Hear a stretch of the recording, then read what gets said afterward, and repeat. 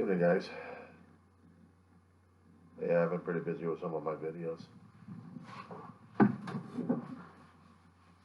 Still watching the video series of Liberty Kids on YouTube. Before it came out in 2003, and it was on the PBS. But if this was actually out in the 1980s, 1990s, I still would have been watching it. It still would have made some kind of difference, but I didn't have the context.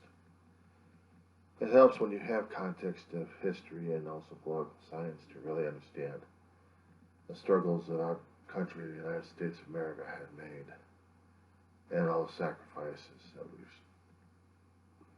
we had to deal with. But I also had to keep this in mind as well. When the colonies were forming and they were really getting sick and tired of King George and his antics at this point over here with all the taxations, King George was really looking at the colonies as a money pot. We really didn't look at them as citizens, just only second-class citizens, because we're so far away, they're not represented us, or they're just not human enough. The colonists got pissed off at them. That's why we had Declaration of Independence, letting them know what's going on. That's why we didn't have a major fight. Prove to him, prove to the world that we could try governing ourselves. Elected offices, elected officials, common man, trying to lead other common men. Our democracy has been under attack for a hell of a long while. And even in the past, well, few decades, I guess, it's been interfered with, and we still have to fight it out like crazy. Watching Liberty Kids doesn't exactly fill me up with extreme patriotism, because I also consider that as extreme fanaticism at this point over here. We can be patriots, but the thing is, to exclude anything and everything else. We were a colony of mixed races. We were a colony of mixed ancestries, mixed people, values, beliefs. And yes, we did perform hypocrisy. Said all men were created equal, but we didn't exactly look at men as men. We looked at them as segregated a bit. It was always considered to be the great compromise, because eventually we thought we were going to be taking care of the slavery issues, and it took us a hell of a long while to do that.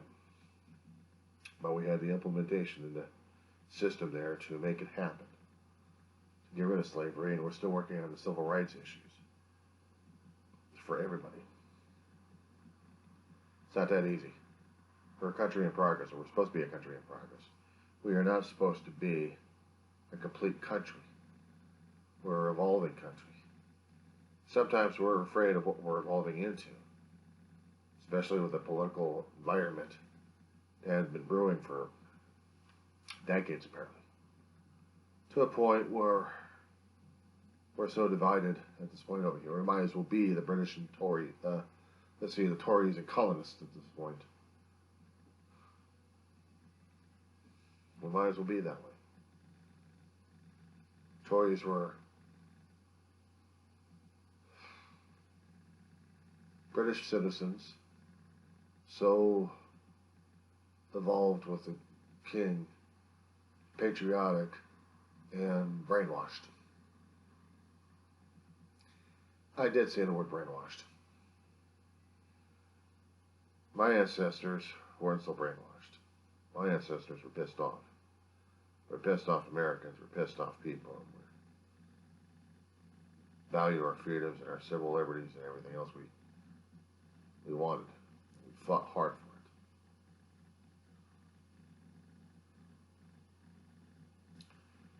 But to be that involved with a government and a country, you can't deny that. And faith and belief in a king and a system. Even though that system and king was suffocating a colony, men had to be free. They had to have liberty. Say, men and women. And we have to be reminded of that. A lot of people keep forgetting this all the damn time. They get devoted too much of one particular political party and one particular man. So much that they're willing to destroy a country and they don't even realize it, and they'll blame the other guy for it. Without even realizing that they're part of the problem. We just can't blame one particular side. Both sides are responsible. Man, one particular side has been trying to reach out and trying to make some inroads, olive branches, and the other one just wants us versus them. And that particular system just doesn't work in our country. It works if you're going to be turning into a fanatic. You're going to be turning into an authoritative regime under the guise or under the,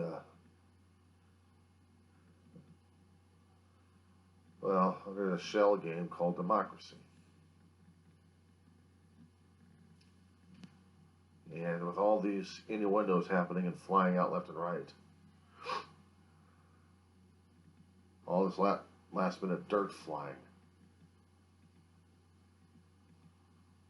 you can be disagreeable to the ideas and principles of the other party. But when you start doing personal attacks left and right, and you start looking at the other person as not human, but someone to destroy one way or another, and we're not talking reputation, we're talking life-threatening here.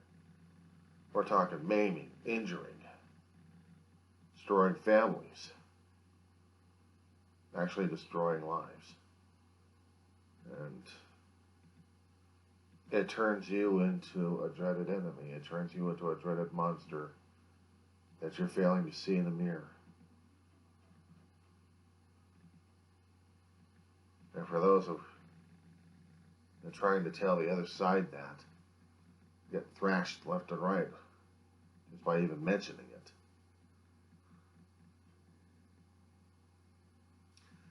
Imagine how the colonists felt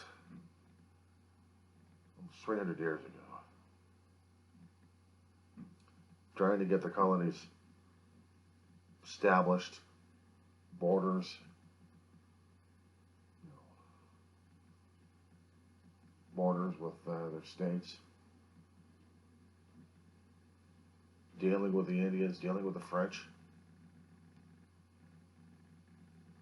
And you really had to look at the context of all of it.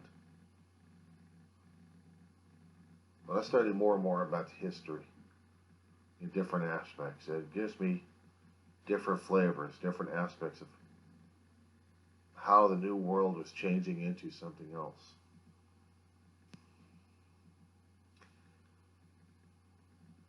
When humanity goes out into space and finds a habitable planet, or at least a planet to inhabit, we're going to have to realize during that time that in over 300 or 400 years later, we're going to be fighting revolutions in order to make sure a planet has its own liberty. See, the one thing I know about science fiction writers and also writers in general, we hypothesize, apostolize, we profit. I can't say we privatize, but we make a hell of a lot of predictions of what our future is going to be like, what systems may be up in operation. Not exactly the life forms to deal with, but the principles that are ongoing since humanity first learned how to write and learned what freedom means. Freedom and liberty. And not just by strength alone, or just by physical strength, but by strength of numbers, strength of ideals. And to understand that everybody isn't totally on the same page. We weren't on the same page when the colonies were forming. We were definitely not on the same damn page when we got into Revolutionary War. We had extreme differences left and right. We had sides that were split, and we had a bit of a civil war, besides fighting a war with the country we were splitting from. And it only took a concentrated effort of people to realize what was more important. The Civil War, that we're splitting ourselves apart, or trying to tell the mother country, leave us alone, let us develop, and we will still develop trade with you. We won't be governed by you, but we'll look in the eye as equals. King George was going to be pissed off about that one. Seriously. I mean, he's in the country of England had already been wars for God knows how many decades, and how many countries that they fought against and refought and refought again. Allies become enemies, become allies, become enemies. They didn't even know what the hell was going on. But all they knew was the resources drained dry, not to mention the treasuries. To them, it was a struggle for survival. But they also didn't look at the colonies beyond the money pot, beyond the second-class citizens either. They weren't represented, they weren't heard of. They were just out there, and they were just basically resources, and we're going to be gathering everything else we can to fill our coffers again, so we don't run into the same damn situation. Not trading with them fairly, or dealing with them as citizens that they should have been treated as, and they weren't.